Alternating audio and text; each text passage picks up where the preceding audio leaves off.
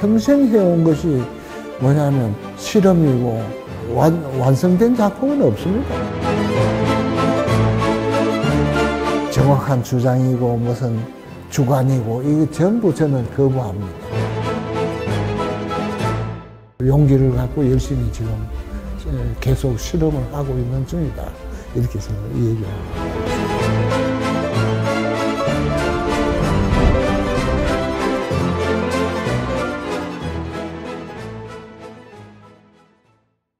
제가 이제 미술학도였던 20대부터 사실 이강소 작가님은 저 개인적으로는 아주 정말 큰 작가이셨고 멀리서 이렇게 바라보는 그런 작가였던 것 같아요. 그 작가님 스스로가 뭔가 한 본인만의 방법을 찾아서 그걸 계속해서 꾸준히 뭔가를 해오기보다는 계속해서 이제 그런 것들을 뛰어넘고 새로운 것들을 찾고 추구하고 생각하고 또 굉장히 이제 지금 연세도 많으시지만 또 그 30대 때 제가 책을 보면서 이렇게 저와 만났던 젊은 이강소 어떤 그런 순수함이나 어떤 그런 모습들도 여전히 간직을 하고 계시고 그래서 늘 똑같은 걸 거부하고 새로운 걸 찾아서 추구하는 아직까지 여전히 젊은 이강소. 이강소는 실험 미술을 멈추지 않는 작가다. 이제 그런 생각을 하게 되었습니다.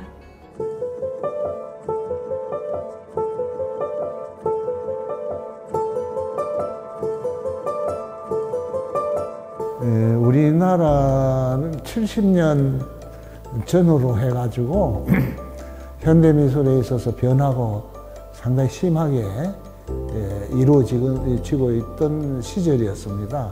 그래서 이제 그 당시에 제 자신도 우리 한국의 현대미술이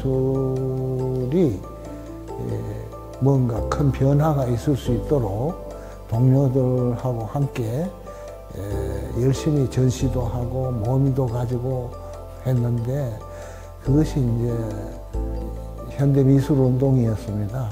그래서 뭐 대구 현대미술제를 비롯해서 서울 현대미술제, 부산, 광주, 그리고 군산, 전주 이렇게 전국적으로 이렇게 젊은 작가들에 의해서 미술의 어떤 현대적인 어떤 변화를 구현하고자 하는 그런 운동이 70년대 전체를 통해서 이렇게 일어나서 그 결과 우리나라의 근대미술이 10여 년 사이에 현대미술로 전부 다 이렇게 거의 다 바뀌다시피 했습니다. 그 70년대를 이제 생각을 해보면 사실 이제 사회적으로도 이제 좀 억압적인 분위기, 이제 유신 체제 하에 그래서 이제 그런 분위기 속에서 또 한편에서는 그 반전 운동도 있었고 또 어떤 반항 문화, 어떤 기성의 어떤 뭐 제도권에 그 반발을 하는 어떤 젊은 세대들의 그 새로움에 대한 열망 이제 그런 것들이 그 표출된 것이 그 대구 현대미술제에서 보여준 그 실험적인 미술이 아닌가 이제 생각을 하고 있습니다. 이게 그 한국 현대미술계에서도 이제 중요한 또 사건이지만 또 대구 미술계에서도 아주 현대미술을 이제 태동시킬 수 있는 중요한 이제 시점이었다고 볼 수 있습니다. 그 70년대 어떤 그 대구 현대미술제가 낳은 것들은 어떤 정신적인 유산 그런 것들이 아직까지도 많은 것 같고 또 그것을 또 그 후대의 어떤 후배들이 또 좀 더 이렇게 연구할 만한 가치가 충분히 또 있고 또 그런 정신적인 어떤 토대를 저희 이제 대구 미술관에서 뭔가 이 하나의 발판을 삼아 또 그 실험 정신을 앞으로도 계속해서 이제 보여주고자 하는 의지를 가지고 있습니다.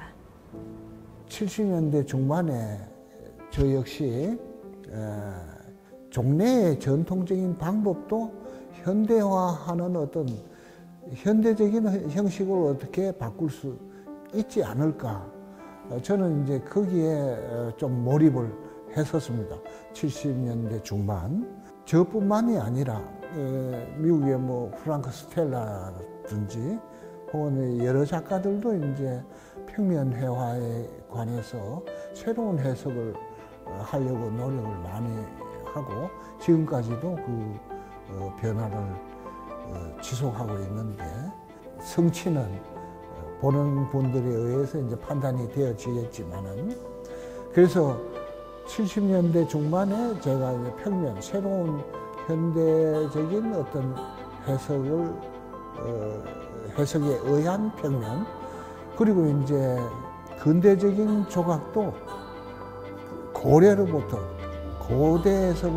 지금까지 이루어져 왔던 조각의 이 개념, 근대적인 개념, 이것도 이제 현대화해야 되겠다 해서 1981년도부터 제가 이렇게 모험을 좀 실험적인 조각을 이제 해왔습니다, 지금까지.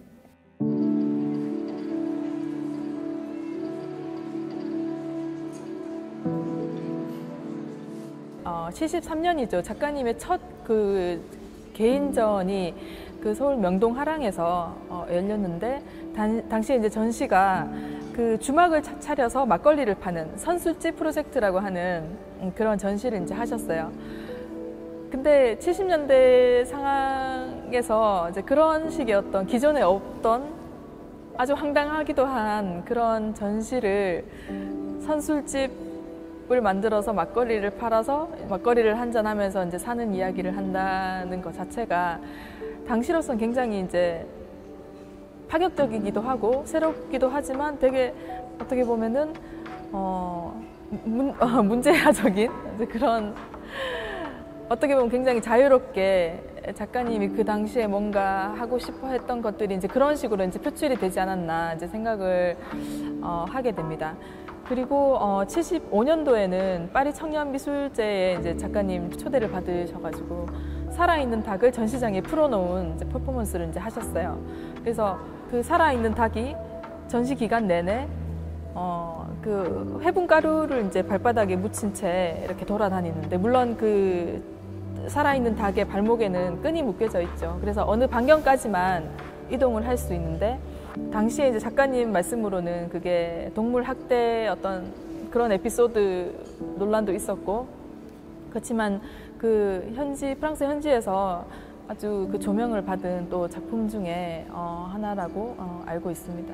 그래서 이제 그런 식으로 어떤 그 살아있는 닭을 실제로 이제 생명체를 전시장 공간에 이렇게 풀어넣는다는 것이 지금도 물론이지만 굉장히 그 70년대 파리에서도 실험 미술이 활발하지 않은, 그렇게 이제 익숙하지 않은 그 시대적인 분위기를 이제 고려한다면 굉장히 획기적인 또는 파격적인 센세이션을 일으키기에 충분한 전시였다고 생각이 듭니다.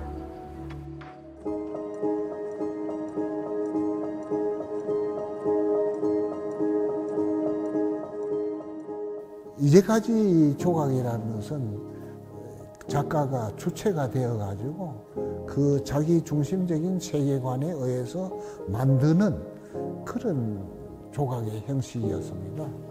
근데 저는 그 주체라는 것을 의심했습니다. 주체라는 것이 항상 고정된 것도 아니고, 주체라는 것도 항상 변하고, 역시 많은 사람이 있다면 그 주체라는 것은 진짜로 파악하기 힘든 것입니다. 그것을 이제 근대적으로 근대인의 생각에서는 그 주체가 상당히 중요하고 고정적인 어떤 이념으로 그 무장해 있는 것으로 이렇게 착각하지 않았나. 그래서 저는 그것을 의심스럽게 봤고, 관객도 항시 관객이 아니라 관객도 끊임없이 변하고, 그러니까 주객이 그렇게 고정적인 게 아니라 변화하는 거예요. 그러니까 주객만이 아니라 세상 만물 자체도 변하고, 그러니까 모든 이 우주 속에 내에 있는 것은 모든 것이 다 변하고 있는 그런 구조로 되어 있다. 지금 이번에 전시된 이 그 흙으로 된 그 세라믹 작업, 이 종류들은 모두가 제가 직접 이렇게 일일이 만든 것이 아니라 이렇게 이제 그 흙을 던져서 저절로 이렇게 이루어진 것들입니다. 우연성이 많죠. 물론 던진 자체는 제가 던졌지만은 제 손을 떠나서는 이 조각들이 다 스스로 이렇게 이루어지는 겁니다. 그래서 이제 우리 사람들이 주체가 여기 있다면 아주 고정적으로 있는 것처럼 주체가 아주 이념으로 그냥 신뢰성이 있는 어떤 주체로 생각해 왔는데 그게 아니라 이 주체라는 것도 이게 주변에 전부 공기나 무슨 입자들하고 주체라는 그 신체도 다 입자들로 되어 있고 이것이 끊임없이 서로 구조하고 저 멀리 우주 저 밖에도 뭐 같이 영향을 하고 있다고 합니다. 하여튼 그런 의미에서 이렇게 주체가 개념적으로 어떤 것을 만드는 것이 아니라 조각이 스스로 손을 떠나서 이루어지는 어떤 그런 형성되는 것, 비카밍. 제가 그 이강소 작가님의 그 작품은 그 시로 만약에 이제 비유를 한다면 저희 이 전시의 제목이 어쨌든 그 시를 위한 놀이터니까 제가 이제 이강소 작품을 시로 비유한다면 시를 짓다라는 개념보다는 시가 되다. 이제 그렇게 이제 표현을 하기도 했었는데 그 어떤 되어가는 과정, 그 완성된 하나의 결과물이 아니라 뭔가 되어가고 있는 그 어떤 순간, 그 과정에 중요한 초점을 맞추고 있는 것이 비커밍 시리즈가 아닌가 생각을 합니다. 사실 이제 이강소 작가님 세라믹이 여러 방식으로 이렇게 설치가 된 적이 있는데 이번 전시에서는 하나의 어떤 그 자대 위에 완성된 그런 조각으로서라기보다는 이 여러 형상들이 커다란 작업대 위에서 마치 작가의 작업실에 놓여져 있는 그 뭔가 완성되어 가는 그 과정의 이제 에너지를 담고 있는 그 모습을 상상하면서 그런 방식으로 이제 연출을 하게 됐습니다. 그 세라믹 하나하나가 조형적으로 가지고 있는 아름다움이나 어떤 의미들은 분명히 있지만 그 작품 하나에 이제 그 좀 집중을 하기보다 그 이강소 선생님이 이제 생각하시는 어떤 그 작품들이 되어지는 그 순간에 이렇게 저도 이제 초점을 맞추다 보니까 그 뭔가 이렇게 작업장 위에서 완성이 되기 전에 어떤 꿈틀거린다라는 그런 에너지를 좀 상상을 했어요. 물론 그 이강소 작가님 회화도 그렇고 조각도 그렇지만 어떤 여백의 미가 분명히 중요한 건 사실이지만 근데 사실 그것도 이제 정답은 없는 거죠. 그 어떤 작품의 연출 방식에 있어서는 작가 스스로도 이제 그렇게 정답이 없다고 이제 말씀을 하시고 근데 이번 전시에서는 되어가는 그 과정에 좀 그 초점을 두고 그것들이 뭔가 에너지를 발산하는 그런 이미지로 좀 보여지기를 생각을 했었습니다. 그래서 뭔가 작업대 위에서 이 많은 그 형상들이 자신의 어떤 그 모양으로 되어가는 이제 그 과정을 좀 더 부각시키고자 어떤 그런 식으로 이제 연출을 한 것 같아요.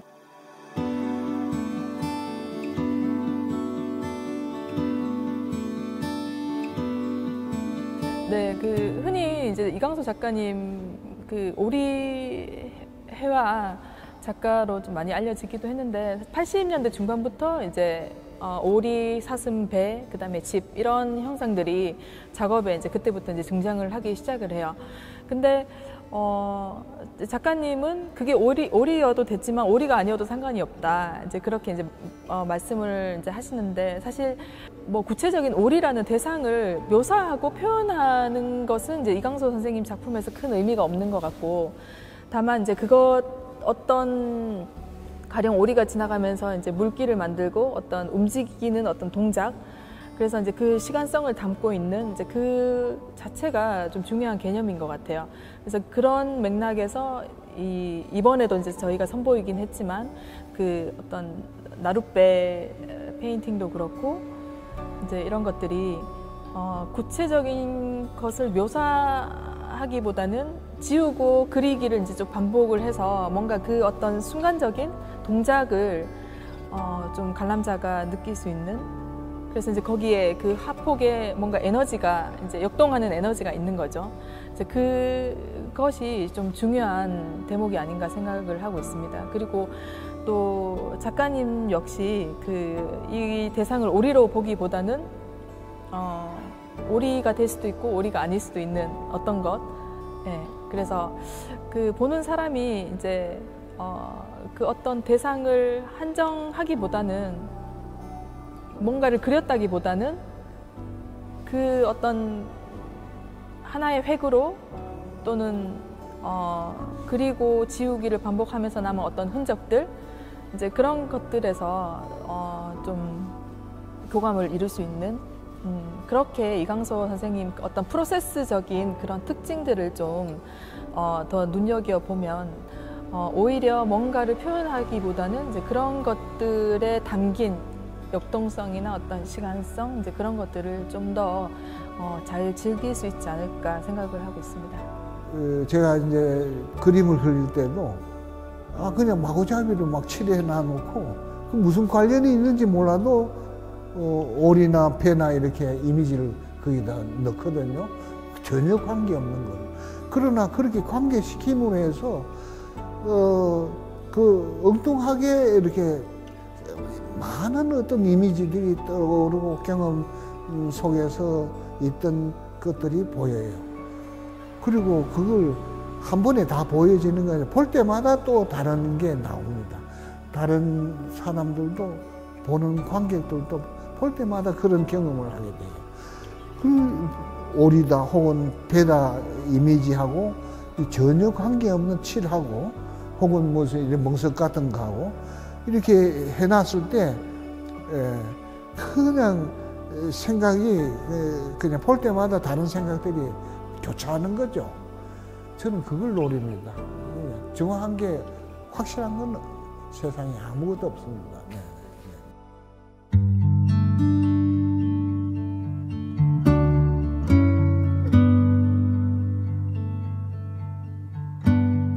그 70년대 굉장히 그 왕성하게 이제 실험적인 미술을 많이 이제 선보이셨죠. 이제 미술제부터 시작을 해서 또 여러 가지 이제 아방가르드 운동들, 이제 그렇게 이제 왕성하게 이제 활동을 하시고 이제 80년대 접어들면서 그 어떤 서구의 근대성 모더니즘, 이제 이런 것들이 사실 이제 한국 화단에도 영향을 많이 미쳤고, 또 당시 어떤 그 미술계나 작가 입장에서도 그런 어떤 서구의 미술이 많은 영향이 이제 끼쳤던 것 같아요.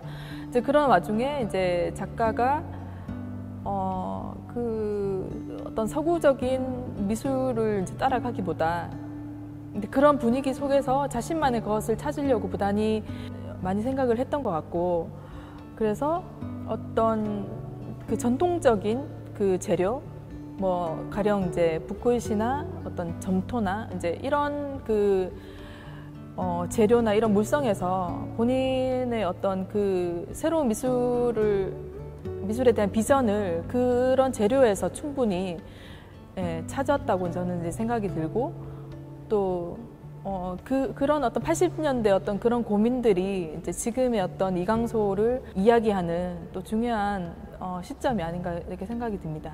오히려 이제 근대성에 대해서 자문자답을 하면서 본인이 나가야 될 방향을 이제 본인의 관점을 더 확고하게 이제 생각하게 된 시기였던 것 같아요. 그 끊임없이 이렇게 이제 그 서구 미술의 영향을 받아온 거에 사실이어서요.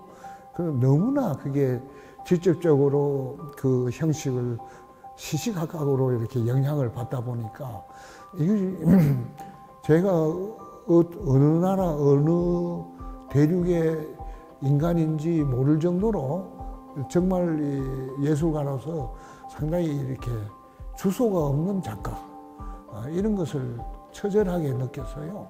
그래서 이 한국인으로서의 어떤 그 훨씬 더 친근한 그런 작업을 할 수 있도록 노력을 해야 되겠다. 그래서 전환적인 것은 바로 이 동아시아의 사상이나 그 역사나 이런 거에 상당히 그 책도 읽고 노력을 좀 했습니다. 그래서 그게 다행스럽게도 현대 문명이 이제는 제 개인적인 생각이 아니라 전통적인 동아시아의 그 깊은 사고, 그 사고에 상당히 영향을 받고 그 다음에 이렇게 배우려고 하는 문명의 흐름이 이런 식으로 동아시아 쪽으로 그 배우는 그런 식으로 변하고 있어요. 이 문명의 변화가 굉장히 지금 급격하게 변하고 있어요. 우리만 잘 모르는 것 같지, 실은. 그래서 이제 그 전환점이라는 게 제 개인적인 어떤 전환도 중요하고 시대적으로 또 전환되는 것도 중요하고 그래서 저는 참 다행스럽고 그래서 용기를 갖고 열심히 지금 계속 실험을 하고 있는 중이다. 이렇게 저는 얘기하고 있습니다.